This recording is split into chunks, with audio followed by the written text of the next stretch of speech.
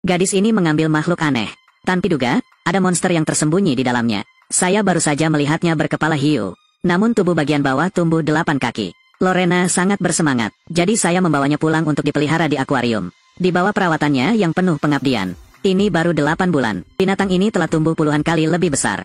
Hari yang lain, manusia membuang ikan hidup ke laut. Tetapi hal itu hampir menimbulkan konsekuensi yang serius.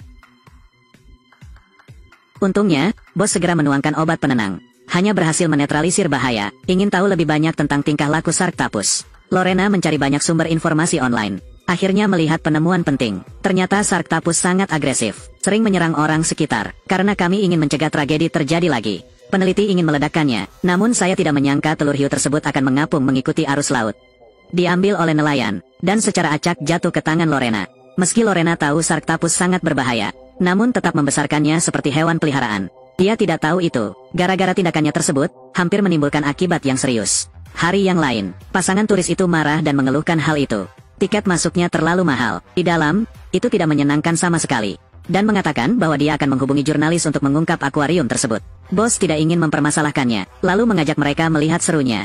Dia mengambil ikan hidup dan melemparkannya ke dalam air. Sang suami merekam video untuk diposting di jejaring sosial. Wanita itu melepas sepatunya untuk bersiap mandi kaki. Sedetik kemudian, tentakel yang menggoda muncul ke permukaan air. Wanita itu sangat ketakutan hingga dia pingsan di tempat. Bos melihatnya dan segera menuangkan obatnya.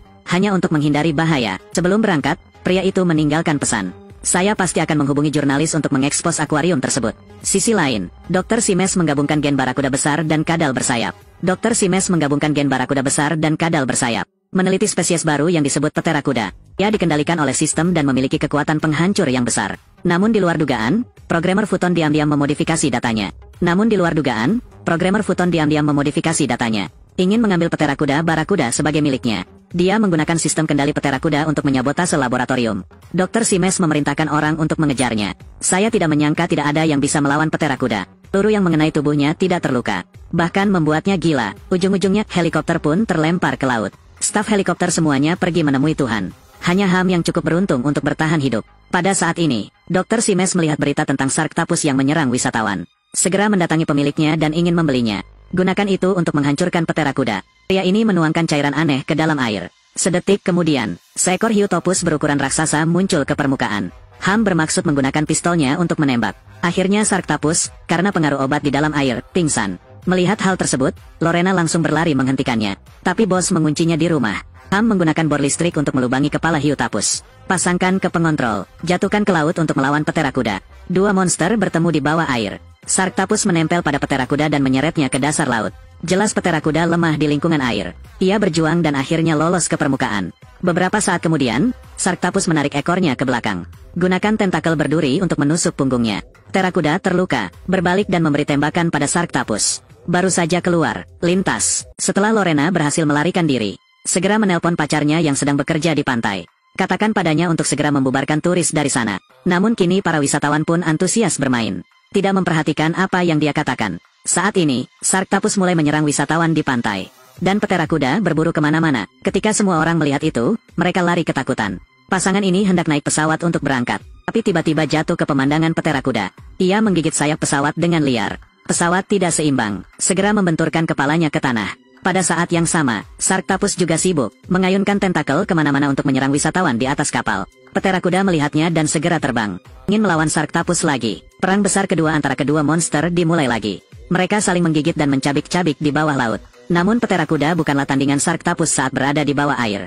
Jadi dia segera melarikan diri dari air. Terbang langsung ke langit. Bersiaplah untuk serangan dari atas. Di luar dugaan, Sharktopus sudah bersiap. Meraih Pterakuda dan melemparkannya beberapa puluh meter jauhnya. Pterakuda marah dan tidak tahan dengan penghinaan ini. Berbalik untuk menyerang dan menangkap hiu tapus yang terbang ke udara. Tapi Sharktopus juga tidak bungkuk.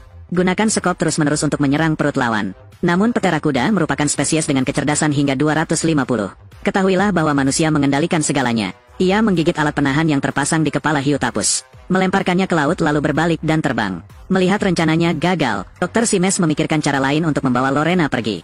Karena dia merasa Lorena lah yang membesarkan Sharktopus tersebut. Dia pasti punya cara untuk mengendalikannya. Tanpa diduga, Lorena memanfaatkan kurangnya perhatiannya. Melarikan diri dan keluar dari mobil untuk mencari pacarnya yang sedang bekerja di laut. Katakan padanya untuk lari bersamanya. Tapi pacarnya menolak, mengatakan bahwa dia adalah seorang penjaga pantai jadi dia harus mempertahankan posisinya. Kemudian dia mengemudikan sampan dan menunggangi angin dan ombak di laut. Tidak lama kemudian, itu menjadi sarapan petera kuda. Lorena kehilangan pacarnya dan ingin membalas dendam. Memutuskan untuk bekerja sama dengan Dr. Simes untuk menangkap monster itu. Seekor hiu tapus muncul dari air, menumpahkan uang pria itu ke tanah. Ini semua miliknya. Dia segera mengangkat pantatnya dan membungkuk untuk mengambil uang itu. Tapi sedetik kemudian, Shark Tapus segera mengirimnya dalam perjalanan. Penjaga keamanan memberikan segalanya, namun pelurunya tidak hanya tidak menimbulkan kerusakan apapun. Sebaliknya justru membuatnya semakin marah. Gunakan tentakel untuk menghancurkan akuarium. Lalu segera melarikan diri ke laut. Bahkan tidak memaafkan orang yang lewat. Sisi lain, dari pemeriksaan Dr. Simes menemukannya. Futon bersembunyi di hotel yang mengendalikan petera kuda. Dia membiarkan Lorena berpura-pura menjadi pelayan untuk membukakan pintu. Kemudian dia dan Ham bergegas masuk untuk mengendalikannya. Sedang bersiap untuk mendapatkan kembali kendali atas petera kuda. Futon tiba-tiba mengeluarkan senjatanya untuk merebut kembali kotak kendali. Bersembunyi di sudut untuk mengendalikan petera kuda yang datang membantu. Ham segera menggunakan pistol untuk menembak dan melukainya. Sementara Futon hendak menyerah, petera kuda segera melepaskannya. Kirimkan dia langsung ke surga. Dr. Simes ingin memancing petera kuda agar terbang ke akuarium. Siapa sangka ia akan menyerangnya di tengah jalan. Tidak ada jalan lain. Mereka hanya bisa meninggalkan mobil dan melarikan diri. Ham sial dihentikan oleh petera kuda. Dia mengeluarkan belatinya dan bertarung langsung. Ketika petera kuda tidak memperhatikan, dia bersembunyi di kamar mandi. Pada saat ini, sebuah tentakel secara bertahap menyelinap masuk. Menyerempet wajah Lorena, merasakan nafas pemiliknya. Shark Tapus tidak menyakitinya, lalu melancarkan serangan dengan petera kuda di pantai. Lorena dan Ham dengan cepat membuat rencana tindakan. Melalui penyelidikan mereka belajar, petera kuda sangat sensitif terhadap benda bercahaya. Maka mereka melemparkan bola bercahaya itu ke laut sebagai umpan. Petera kuda dengan cepat tertarik, namun Lorena tidak hati-hati dan terjatuh ke laut. Kan menjadi mangsa di mulut petera kuda. Selama masa-masa kritis, Shark Tapus segera muncul di depannya. Ham mengambil kesempatan itu untuk mengeluarkan senjata buatannya sendiri. Ditembakkan langsung ke perut petera kuda. Lalu segera menyelamatkan Lorena dan melarikan diri dari lokasi kejadian. Saat ini, kedua monster itu masih melanjutkan pertarungan hidup dan mati mereka. Tiba-tiba bom waktu di tubuh petera kuda meledak. Bah menjadi tusuk sate ikan bakar. Film berakhir di sini, walaupun hanya menggunakan teknik 2 sen. Namun kontennya juga cukup menarik. Jika Anda tertarik, Anda bisa melihat aslinya. Saya Duong Duong. Jika Anda menyukainya, silakan beri suka. Sampai jumpa di lain waktu.